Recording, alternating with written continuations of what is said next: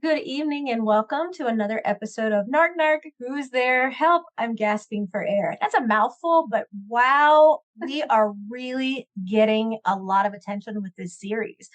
I'm more than blessed to have Dana co-host this whole series with me. This is my ride or die, and she's amazing. And it breaks my heart how many people can feel what it is that we're going through. But holy Toledo, like crazy, crazy. I don't even know. I'm gonna say hey to Dana and let her talk for a second because I haven't looked today at the numbers. But hi.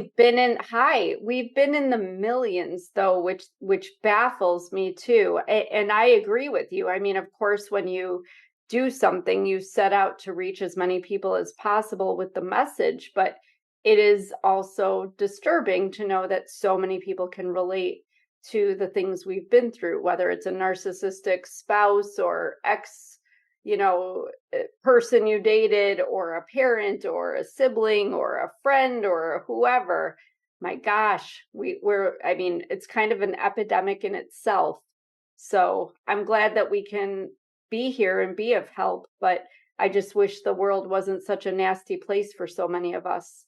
Absolutely. So the first episode just on TikTok had just shy of 3 million.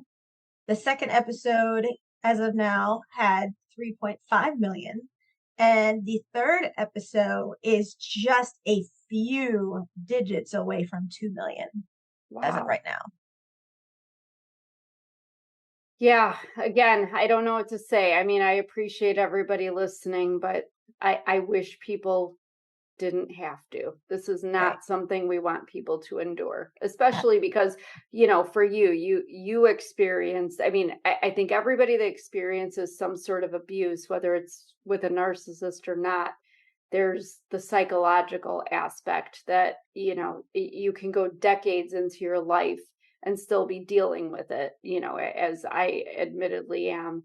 But you have experienced the severity of the physical end of it as well, and still have those same issues with your daughter, and it's just so there are just no words to know that so many other people are going through this to some extent or another. Because the psychological is bad enough without the sexual and the legal and the financial, and then the physical and Right. the lifelong effects of it, literally. I mean, what are we doing to each other? What happened to humanity? Right. And then on top of it, the one thing I love is that they hear us tell them that they're not alone Yeah. because they're not alone. And people are reaching out to us that the reach that this is going is just crazy. When people Yeah. are sending messages that they're so thankful for us and that it does feel like a verbal hug. I've had people say that they feel like we're verbally hugging them, which I've never heard that term. I love it. I think it's great. They feel like we're giving them a soft verbal hug to let them know that they're not alone and that we have gone Yeah. through this. And that's why we're doing this. Yeah, it's called validation. That's what that is. And Right. and that's the thing about you and I, is that we are both fortunately in positions where we are safe, we are protected, and therefore we have nothing to lose by opening our mouths for everybody now. So that's what we're here to do, is just expose Right. it for what it is and say what other people may not be able to even really articulate themselves so that they can understand it and hopefully avoid it in the future. But yeah, we're definitely here for everybody, and glad to be. So Absolutely. what are Absolutely. we gonna speak up about today, ma'am? I just have to put a side note, and I'm going to be Okay. very cryptic. I'm not going to name Uh-oh. names, and so I know you'll know who this is. So I've had retaliation on the Narc Narc. Who's Oh there? no. I did. Let's see how cryptic I can be about it. So somebody called and tried to get Faith's insurance stopped. Oh, that's a nice thing to do for a girl that needs medical attention as frequently Right, as she does. That's right. that's great. That's Um, phenomenal. a letter was left at my husband's place of employment that had our names on it in writing that I knew the moment I saw it. And it was opened mail by the federal government, um, that they opened. And then they put it in this envelope, and it said that I have to prove that Faith is in need of her insurance because that they've been notified that she might not need it anymore. And anybody who has ever listened to us knows that we almost lost her so many times at the beginning of the Yeah. year. Yes. And it also says that, like, we didn't notify them of a phone number change and address change. And I was like, yes, I did, because I take notes on everything. So I call, and then not only this, but the date of the letter is like weeks ago. And the date of my interview is in like the next day. So I call the number and I'm on hold forever to get somebody. And I'm like, I need to change the phone number and address that you guys have on file so that when they call me for my interview, they call the right number. And I was like, I did not call and change this. And I said, I don't understand how this got changed. You cannot change your number with them online. You have to call a number and talk to somebody directly. And so they were like, well, I said, can I put a password on the account? No. And I was like, okay, well, how do I prevent this from happening again? And they said, well, when you called in, I was like, it wasn't me. And they said they provided your name, your social, your date of birth, your daughter's name, where she was born, your mother's maiden name, and changed your address and phone number. And anyone who could call and say that they were you could do this. And I said, could you tell me when this happened? And they told me, and it happened to be 1 week after the release of the Narc Narc book.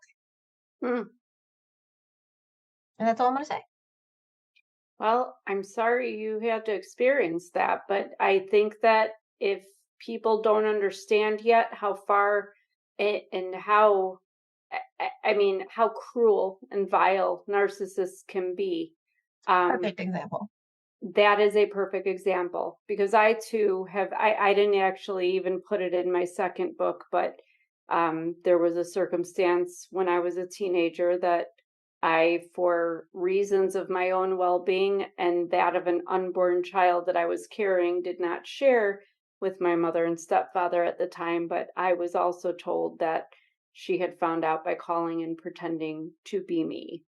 And it's, you know, I will never understand how people can do that, never mind to their own child, to put them in that kind of danger, but their grandchildren as well, Talk or about any faith. other human being. Yeah, I mean Faith, because I mean she's not even my kid, but I think I and thousands of other people were watching over last Christmas while we were all baking cookies and baking hams.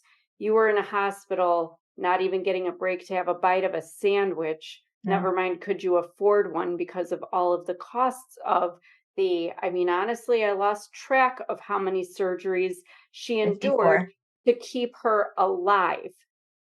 Right. And we were all praying and hoping, and it went It, on for months. And she just got her last tube out and is finally free of that mess. And we're all crossing our fingers that the worst is over. But to have the nerve to even, if they have an issue with you, that's right. it's baseless anyway. But to mess with Faith's medical care, she could literally, I don't even want to say the word because I'm Mhm. not going to put that energy in the universe, but that's disgusting. That is Yeah. absolutely disgusting. And I'm so sorry that you have to deal with this now. Thank you. But, I told Michael, I was like, I can't wrap my head around why somebody would do this. Like, I just can't. I can't understand. And he was like, that's because you're not like them. And I said, I understand that I'm not like them, but I don't get how someone could do this to an innocent child, you Well, it's know? not about doing it to the child, it's about doing it to you. Right. Because this is the thing about narcissists, the good ones, the real special ones, they know where to get you where it hurts. Yep. They know, they're watching, they're listening all the while. They know what to do. And if something ever happened to Faith, I'd pretty sure I'd be right behind you and your husband, but there there would be some hell to pay if something ever happened to that little girl. And Absolutely. let me tell you, I mean, this is a good subject though, because I I find it interesting, and I've had this in my own life. In my childhood home, unfortunately, you're a minor. They have control over you legally. And behind closed doors, I mean, let's be realistic. Up until what, 1994, when some Violence Against Women Act came out, up until 1994, anything that happened behind closed doors was considered a family matter. Police didn't Yes. want to get involved. A woman couldn't file charges against her husband. So, I mean, there I was growing up in this house. Child services look the other way, police look the other way. They just figure, oh, well, they'll deal with that on their own. They don't care. They didn't care. And when you finally get to be 18 and you get the heck out of there, or hopefully sooner, I couldn't, unfortunately, before 18, but they find different ways. And it always is interesting to me, when I'm 48 now, and people will say, oh, well, you know I thought your mother, was estranged. I thought your stepfather hasn't spoken to you in years. Yes, we have had no contact for years. Hmm. Yet still to this day, they find random ways to affect me, just as it sounds like happened to you, without naming people. But that's the thing about it, is that they cannot let go of that control. They will Right. find a way to hurt you. They know how to hurt you, and they got to get a little more creative when you're not under their control, when you're not legally in their custody, when you're legally not married to them anymore, whatever it is, they will still find a way to hurt you. And they just know, they always know exactly how to specifically hurt you. And through you, it's your daughter. For most anybody, it would be their child, Right. but specifically because of Faith's medical issues and her history, her very recent history. That's a disgusting and nasty thing to do. It's just vile. This goes well beyond it. The fact that they could even walk this earth without consequence is disgusting to me. Well, they I'm knew she was in the hospital. They knew she was fighting for her life. They knew that she wasn't supposed to make it, and still nothing. I mean, not No, because they nothing. don't care. Right. They Right. don't care. Anybody who was watching Facebook or TikTok or whatever and watching the angst in your face when you were sitting bedside with that little girl back in December and January, because it just went on and on for months. Everyone that saw your husband sitting there talking about her condition, giving updates, had a heart, was teary-eyed and wished they could be there to do more. So yeah, for people that are biologically related to her to be able to turn their backs and then try to take away her medical care, disgusting. So Right. um I'm rarely speechless, but I don't know that I have much more to say about that. It's just Yeah, they have to be so miserable, and the thing is, they know my address. They have sent forwarding mail, which I don't even know how they got the mail, but fine, whatever. They forwarded stuff here, and next thing then they go and take it to his work. It's like, come on now. I mean, it. But it's their way of saying we're watching and we Right. know and we are Right. still keeping track of you. Because I've had stuff like a note show up on my car in some random place, or a text message that says, "Oh, I didn't realize how close I was to you." And it's like you're looking around like, "Oh, they're watching me still, even though we've had no contact for." It's just their way to intimidate, Yep. manipulate, which, I don't know about where you are, but I know in the lovely state of Illinois here, that is considered an act of abuse. And that is something you can get an order of protection for if you go through the rigmarole, which is not often easy, as Right. I found out the hard way. But it's scary. And I don't think it's right to intimidate anyone anyway. I mean, I'm sure you, as well as me, some of us that have been through some stuff where things have gotten very violent, even when you move on, even years later, You're looking over your shoulder at certain places. You have events that might be more public or, something like our books. And you're always wondering, are they watching? Are they seeing this? Well, yes, because we see people on social media, scoping out, well, that's their friend. I know they're not on there for me trying to be my friend. I know they're aware of it. That means this one's aware of it. So it's just their way of letting us know they're still there in the background. And I don't know why. Well, yeah, I agree with Michael. We don't want to be like them. We don't want to be able to understand them, but we have to be aware of how they work. And so this is important stuff to talk about, because I think a lot of Absolutely. people think that when you cut that relationship, when you cut ties, when you get that divorce, everything will be okay now because you've ended it. No, that's just the beginning of it. Because Right. that's like the worst thing you can do to a narcissist is say, I'm cutting you off. That's when it usually gets really bad, and they just never stop. Right. They love to do the silent treatment where it's like, I'm not talking to you. And they would literally be standing in front of me, Dana. And then, like, my bio dad talk to my bio mom and say, tell her, duh, duh, duh. I'm right here. You know how adolescent you sound? Like, I'm right here, and then you're not going to speak to me. Okay, great. And now I realize it's best gift. Like, thank you for that. That was Yeah. fantastic. Can I have more?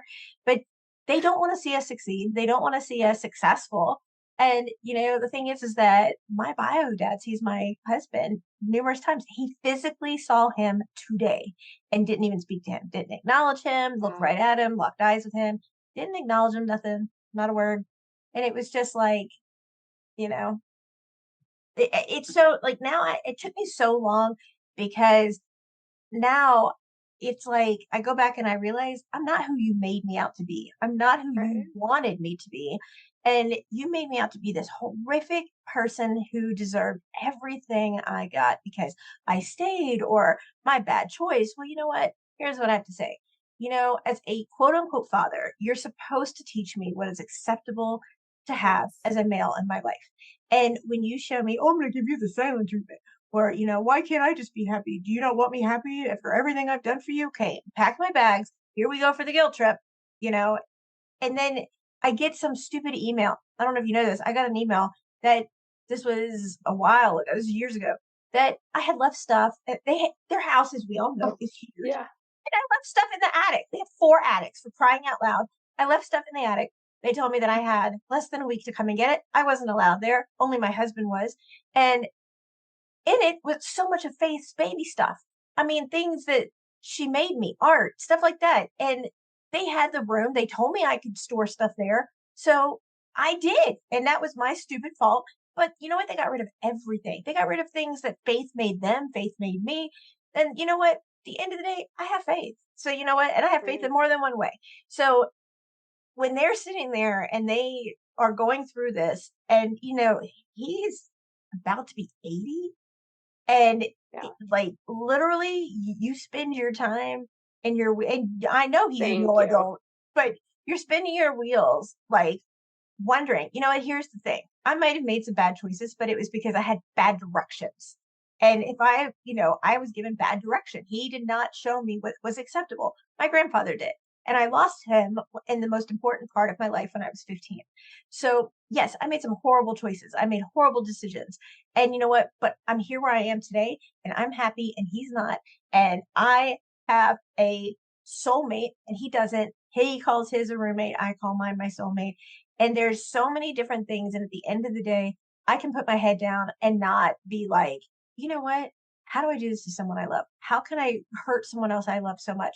I don't even love them. I use them when it's, advantageous for growth for myself, but I don't want anything to do with them unless they can do something for me. I don't do that. I mean, that's not Yeah. who I am and that's not who I stand for. And that's definitely not who Faith is.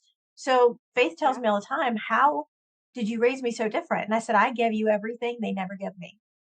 And that's That's what I did. I exactly made it. sure you never had to go through the hell I felt trapped in. Like I felt like everything about me wasn't good enough, like I was never going to be pretty enough or I was never going to be talented enough or whatever the case may be. I was never going to be enough. There's not a day that goes by I don't tell her I love her. There's not a day that goes by I don't tell her how proud of her I am and how talented she is and how amazing she is. And you know what? They could be sitting in their museum or whatever you want to call it. But you know what? She's got millions of followers. She's a published author. She has done amazing things. She is the inspiration to people across this world who line up asking her to interview them. And you know what? What have you got to say? Right. Exactly. But again, they're just trying to get to you. And I appreciate you pointing out the age because I want people to understand that. It's something that I have actually said out loud just to myself because I'm here alone and I have nobody to talk to other than you sometimes and myself and my cat. But I'm like, they're 50, they're 60, they're 70. Like, these are people that should not be acting like 15-year-old petty high school, Yes. like it's so nobody is better than anyone else. And so Nope. We all number put our one, hands I up the want to same way. say, right. And that's the thing is that we've all made mistakes. When you were sitting there saying you didn't always make, the thing is, that's life. That's what it is to grow up. You make bad decisions, you make the wrong moves, but sometimes you make the right decisions and you learn as you go. But the key is learning. And part of that learning comes with growth and self-awareness.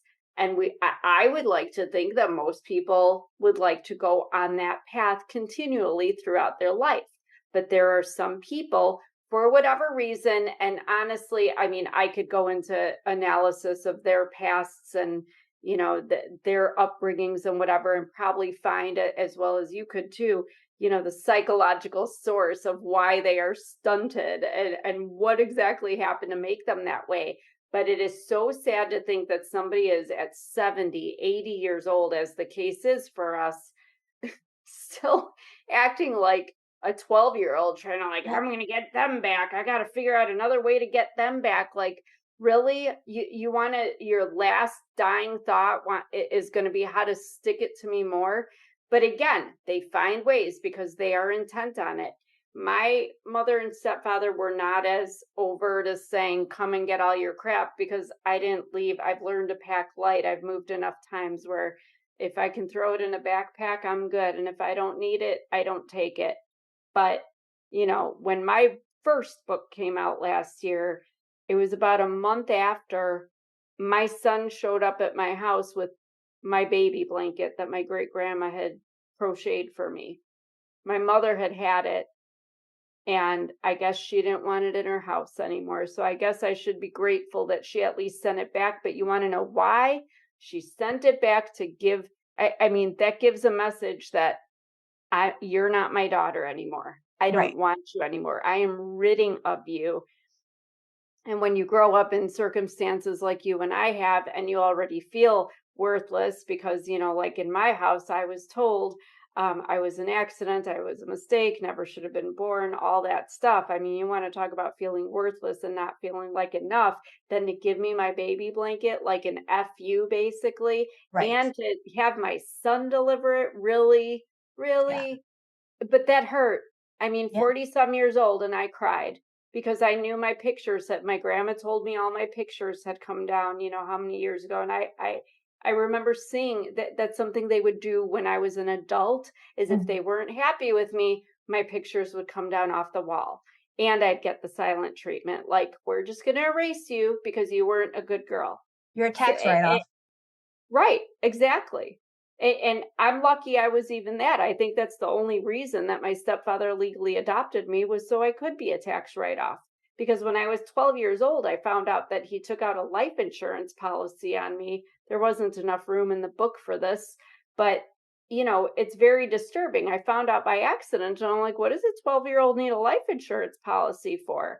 Well, the way he was treating me and the way they were trying to get rid of me. And it was only 3 years after that there were hands around my neck and I was being thrown downstairs. So, you know, it's kind of disturbing when your parents want you dead, or your I say parents using the word very loosely. They're supposed to be your parents, but they want you dead. And then they're taking out life insurance policy so he could go get a brand new Corvette or something once they got rid of me like they wanted to.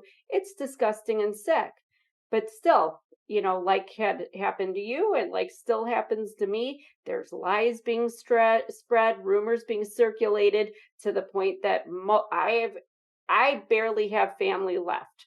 I have maybe that I can count on one hand the number of family members from both sides that actually still have contact with me. But, we're going into the holiday season. Come, well, Halloween, I guess people don't get together, but Thanksgiving, Christmas, then you have Easter after that. I get to go on Facebook and watch my families getting together, and it's like I never even existed. It's like they were just able to do away with me, and that doesn't help a person feel any less worthless. So, if anybody else out there can relate, just know that this is the intent of the narcissist. If you do not let them control you, if they are disapproving of you in any way, they will hurt you, they will go Yeah. at you. This is called a smear campaign, and to the most extreme extents, it's called nuking. But it's terrible that we even use like military warfare, political warfare verbiage to describe what they do to other people. Like, just Yeah. go on with your life and move on like I am. Like, I'm not talking to you, I'm not reacting, I'm not even defending the lies anymore because I'm over it. If people want to think that I'm the villain, if they want to think these terrible things about me, let them.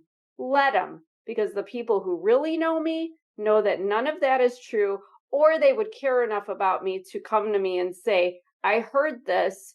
Do you want to explain? And give me an opportunity to do that. But they don't, Absolutely. Right. because they're buying into the BS. And these narcissists, I hate to tell y'all, but they are convincing. They are Yes. really, really good at what they do. They can put on an act. I mean, why do you think we married some? I mean, that Ted Bundy was charming and handsome. We weren't going out on the street looking for Chucky with his little butcher knife and his crazy red Right. hair. Right. Nothing against redheads. I love I was you. gonna say, I love how she said it. I love you. But you think about it, and when you get to that age, you're like in your late 70s and whatever. You always heard that they revert back to like a toddler sense where they, act so, like stomp my foot and yeah, and that's the thing, and I still pray for them every single night. I do. Um, Wow. I do. I pray for my abusive ex and his family every night because Wow. you know, everybody said to me, how do you still have a smile on your face? And it's because I was kept here and Faith was kept here and it was for a reason. And I truly believe it's to be here with you and to advocate and to show people that you can get over it. It's not a competition how many times you've been hit. You know, Right. God forbid the time you've been hit just once, you're in our circle. I mean, that's how I see it. And I just I know that revenge is not mine to give. And I heard that so many times. And I truly believe in my heart, like we have one heart and we can either fill it up with love, happiness, laughter, and joy, or we can let it just become black like theirs. And I'm not going to do that. And so I really just, and I'm still human and I repent my sin. And I will say that right now is, that the fact is that if something happens, I just kind of want to hear about it, but I will not be Yeah. involved in it. I'm not going to I have agree. my hand in it to say, I mean, these are people who up, down, one side, the other would tell you that they're Jewish all day long, but they celebrate Christmas. And he wears a high and he, just everything about it is, I'm Jewish. I'm Jewish. Do you own a menorah? Do you, Yeah. We like, have that in common. Yeah, I right. Like Faith told him know. one day, you better hurry up and put a cereal bowl over your head. Nobody's going to believe that you own a yarmulke. Like, you know, and then that's just it. It really is. When I was coming up with the cover of the book for Narc Narc, it was literally like, I have to make it where people just go, wow. Because when you hear from so many people that you are the bad person and that you've done all these horrible things, but like you don't have a clue that your sperm and egg donor take the person that beat you to death's door on more than one occasion. Not only do they take him on a vacation while you and your daughter are in the ICU and pay for everything, but then you find out they put him in my life to begin with. So, with that being said, just the book itself had to be, the cover had to be like, most people just don't have a clue. They see what they want to see. They hear what they hear, Yes. and that's what it is. And that's where it stops. They never say, "Hey, Dana or Victoria, why don't you, tell us your side of this or what really happened or whatever." And even with all the proof and all the evidence and everything else, some people are still going to believe them. And if that's the Yeah. case, you know what? Get in your boat, go to your own private island, and, you know, have a Well, day. no, I agree with you, and that's why I've gotten a lot of flack from people. Even my husband has said, he's like, "You are the sweetest, warmest, most loving person," but he says, "I don't understand how you can cut somebody off without a second thought, without, I mean, you don't even think twice about it." And I'm like, I've unfortunately had to learn in my life to Mhm. cut it off and let it go. I have to be quick about it, because when somebody proves who they are or what side they're on, and I'm not about taking sides necessarily, but I think when a line is drawn and you clearly side with the person that has tried to kill me or intentionally harmed me in some way, you're sure as crap not on my side. And I Right, don't deal with people who dance, between the line and play the fence like that. There is no, I'm not taking sides crap. No, the second you continue to associate with them, you are enabling their behavior, you are excusing that behavior, you are invalidating everything I have been through, so I'm good. I will right. move on and I will cut you off and I will never speak to you again. I will be polite, like you. I will hello in public, whatever, if I have to, but I'm done with you. I'm over Yep. it. And I don't care if you're biologically related or not. When that line is drawn, you got to pick a side. There's no playing two sides on that. Yeah. I do want to say to everybody, and I'm going to have to start putting a lot of the responses that I get over to Dana so we can both talk about this. But I want people to know that, yes, I get, we've had so many people come out and say it is so hard. Nobody understands. We understand Oh, because we we've get been it. there, we Yeah. totally get it. But there was this one lady who did not use her name when she wrote. It was just, it was an unusual screen name or whatever in her message, and she didn't say her name, but by the way she was writing, I would say maybe she's in our age group, but she's in the very beginning of this, like she's Mm, having a really hard time, and she doesn't think she's very strong. And I'm here to tell you that um, you're stronger than you know, because yeah. they You pick figure it us. out. They pick us as the black sheep because they put everything on us. They put it on us. And we are really what these idiots don't realize, these narcissistic morons don't realize, is that we're the ones who know the truth. And we're the ones that they really should be afraid of because we can expose them. But they Mhm. try to train us not to. They try to, it took me until I was in my 40s to realize that I wasn't the one who was doing everything wrong, like he said I was, like he sneezed and I said, bless you. And I would get pinched. I'm like, why do I say that? Why do I say bless you when you sneeze? Like Right. I should just stop. And you really are so much stronger than you know. And you just need to revert that strength and turn it around a little bit and realize that you survived. And I say this all the time when I'm speaking engagements, you survived 100% of your worst days. And they can't say that because if they could, you wouldn't be their crutch. Right. They are so unhappy in their life. They're miserable humans. I don't even like putting them in that category. They're such unhappy creatures that they want to spread their unhappiness because misery loves company. But the strength you have from within to cut them out of your life, or if they cut you out of their life, the point is you need to remember is that you're continuing to have them no longer in your daily life. So that makes you a lot stronger than you have any idea. And kudos to you for that because I can tell you, I went back dozens and dozens of times begging for their forgiveness for shit I didn't even do. Yeah. They were mad at me and not speaking to me for whatever reason. And I fell on the sword just to get them to forgive me for what I was being blamed Right. for that I wasn't even a part of. And so for you I know. to literally just take a moment and realize that if they did cut you out of their life, because this reader, like she sent me a very long email and I really appreciate that. And I will tell you, I read every single word is because of the fact that you were heartbroken. But you know what? Whether you realize it or not subconsciously, and I would love to hear Dana's take on this, is that subconsciously You might not have shut them out, but you subconsciously have locked them out, and you were protecting yourself, and you were getting stronger and stronger because of it, because you were getting away from it. And even though you might not have been the one to say, I'm done and walk away, you've kept them away and you've locked that door and you didn't go back and say, I'm sorry for stuff you didn't do. And that shows such strength and admiration. And I am inspired by exactly what you're doing because you don't realize that that takes a lot of guts, it takes a lot of strength.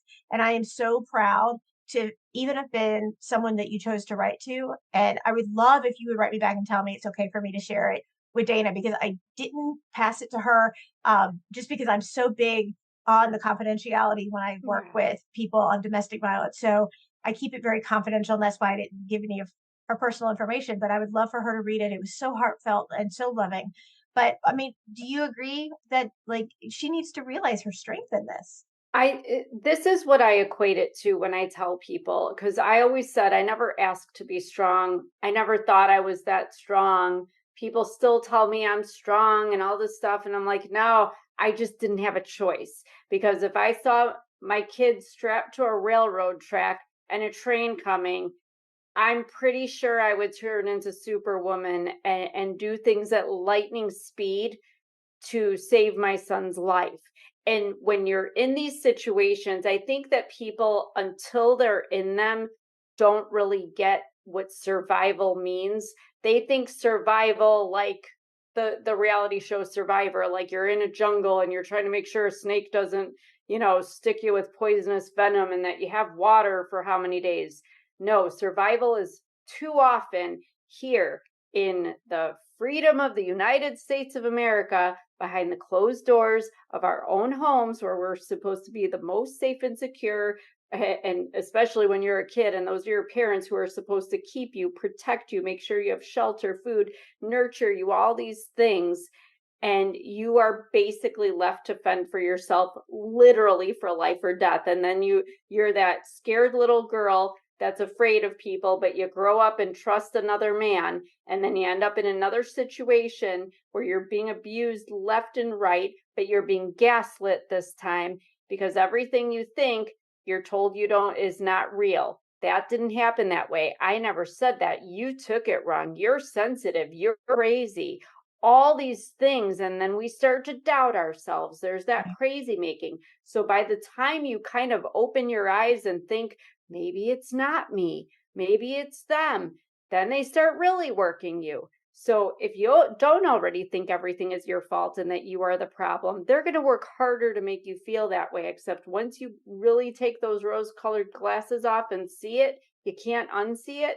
And then there's a little resistance and there's this push and pull. And for me, it went on for 15 years until I finally pulled the plug on it, but not without getting to the point where he actually was planning to kill me and he wanted me dead. And even after the divorce, it got the most violent. So what people need to understand, it's not about being strong. Don't label, you know how I love labels. Don't label yourself. Just get through the next 5 minutes, then get through the next hour and do what you need to do to take care of you. Keep yourself safe, protect yourself if you have children, animals, whatever else. Do what you can do.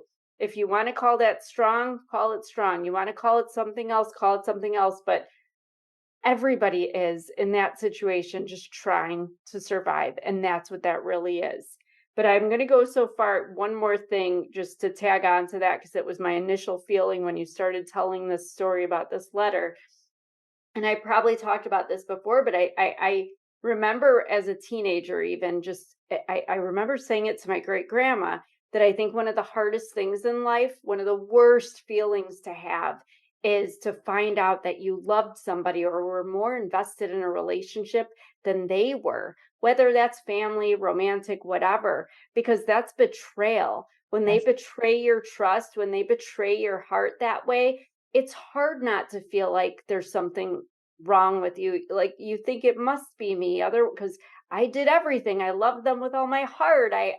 Whatever it is, but they still, I wasn't enough for them. And you start to generalize it and think if I wasn't enough for them, then I'm not enough for everybody. And we have to stop doing that to ourselves because it's such a disservice. And we had a little bit of a conversation on another subject before this, but it speaks to this very well, is that we have to remind ourselves we may not be enough for some people. I will never in my entire life, no matter what, I could literally come down from the heavens and be proclaimed God or Jesus here on earth, and it will not be enough for my mother to be proud of me. She wants nothing to do with me.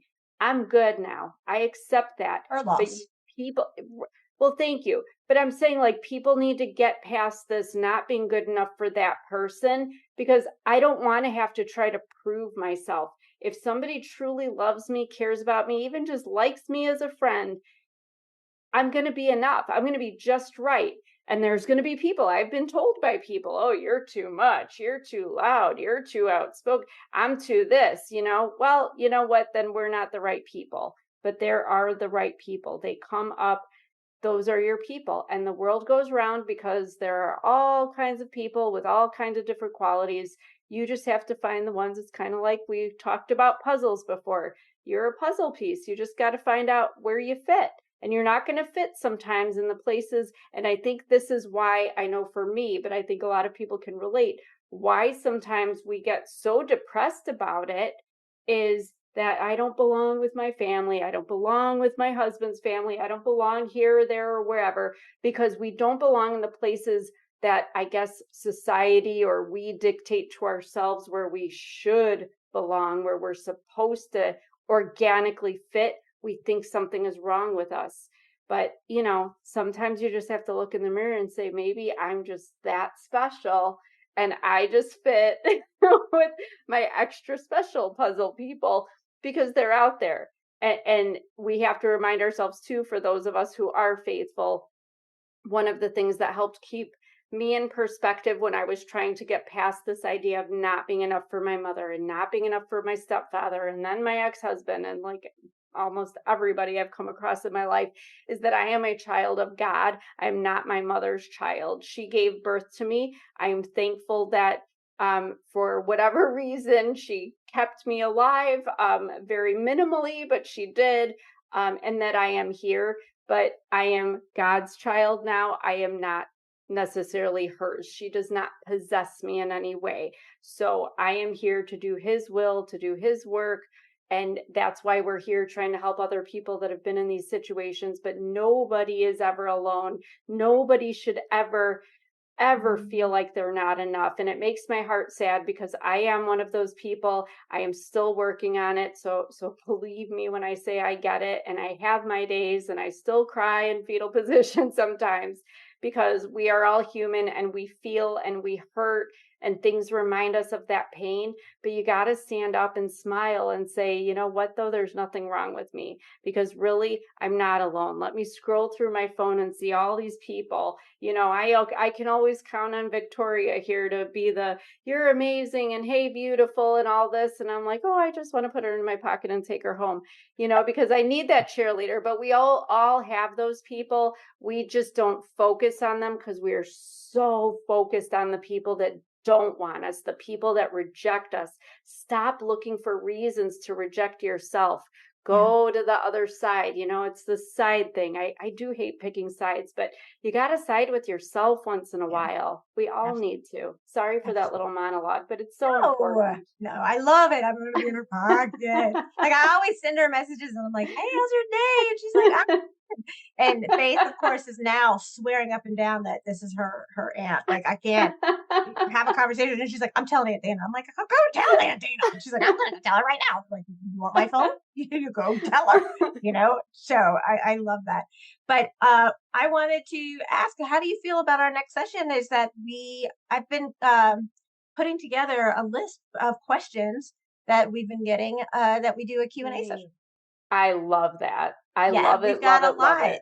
So anybody who has any questions, either ask myself, ask Ms. Dana, and we'll put them all together. And on the next one, we will answer all of these questions that we're getting.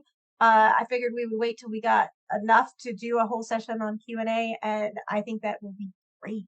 I do. That would be amazing. I love that. I love that, because we want to definitely answer questions specifically to what people want to hear. And anything about narcissism, abuse, domestic violence, something specific to Victoria, to me. If you've read either one of our books and have a question about a book, about a scenario, we are more than happy to answer that. We are both obviously very open and unfiltered.